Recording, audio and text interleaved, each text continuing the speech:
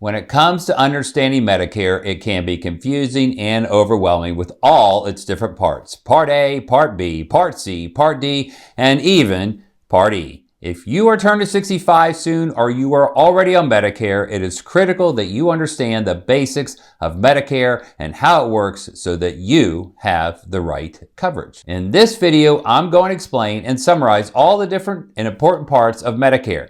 The Part A, the Part B, the Part C, the Part D, and even the not so known Part E. And hopefully I will make Medicare easy and simple to understand, and you will have a better grasp of how it works and it doesn't work. I will also explain how to cover what Medicare doesn't cover, as in what are your two options for your Medicare coverage. Hi, I'm Chris Prang, the Medicare analyst, licensed insurance agent based out of Charlottesville, Virginia. And my goal is simple. It is to help you make a wise and confident decision about all of your Medicare choices so that you can maximize your Medicare coverage based upon your unique needs, philosophies, and budget. If you want to work with me, please see the end of the video for more information. If today is your birthday, then happy birthday to you. Abhishek Bachchan said, "A birthday is just another day where you go to work and people give you love. Age is just a state of mind, and you are as old as you think you are. You have to count your blessings and be happy." So what is Medicare? Let's start there. Medicare is a federal or national health insurance program in the United States that provides coverage for individuals age 65 and older, as well as certain younger individuals with disabilities or specific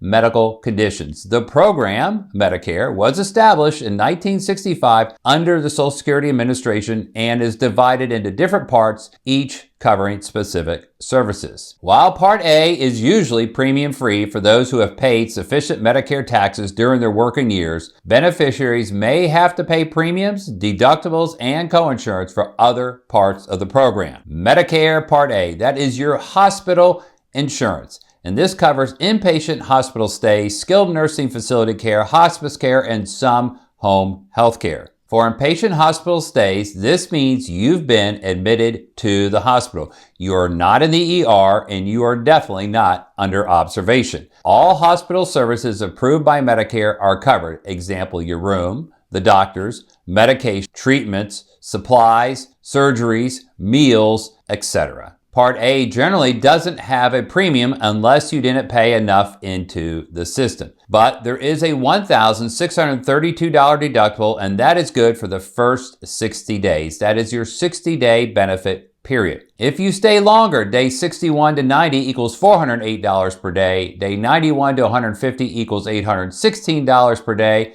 and day 151 and beyond equals you pay everything unless you have a Medicare supplement or a Medicare Advantage plan. For skilled nursing stays under Part A, this means you have been admitted to a skilled nursing facility for rehab, typically after a hospital visit, such as physical therapy after a hip or knee replacement, recovery from surgery, wound care, etc. There is a $0 copayment for the first 20 days, and then day 21 to 100 equals $204 per day. Days 100 and beyond equals, again, you pay everything unless you have a long-term care policy, and that's a maybe depending on your situation. Also under Part A is your hospice care. This means your hospice doctor and your regular doctor, if you have one, certify that you're terminally ill with a life expectancy of 6 months or less. You may receive care in a facility or at home. You pay nothing for hospice care.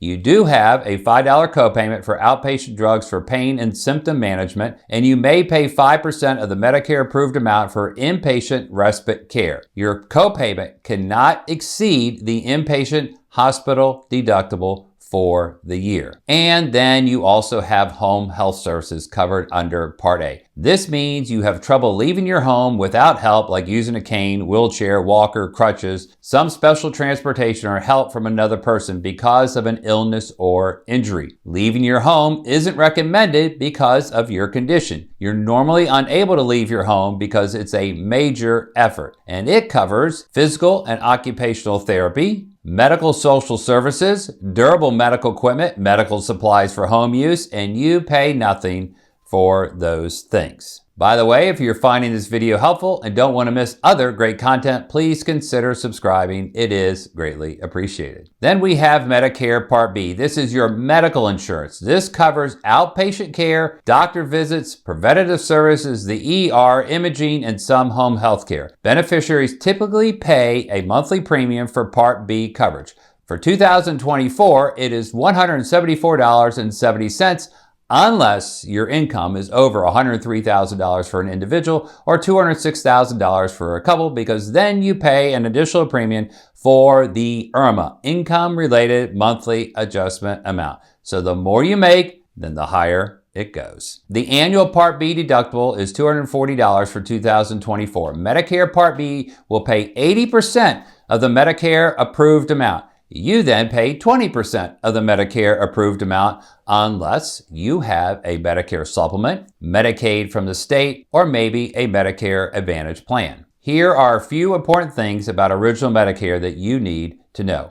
Original Medicare Parts A and B does not come with a maximum out-of-pocket limit, meaning sky's the limit if that's all you have for co-payments and deductibles. Original Medicare can work alongside Medicaid, TRICARE for Life, and Medicare supplements. Most providers accept Medicare assignment, but the ones who don't can charge you 15% more than what Medicare allows. Medicare Part C, also known as Medicare Advantage plans. These are private health insurance plans approved by Medicare. They provide coverage under both Medicare Part A and Part B, and they often include additional benefits like vision and dental coverage. This is what you see advertised on TV all the time. My advice is ignore those ads and ignore the phone calls. They are misleading and have caused heartache to millions of seniors and to CMS. They must cover the same procedures and treatments as Original Medicare, but because they are more managed care, you do run the risk of dealing with more prior authorizations and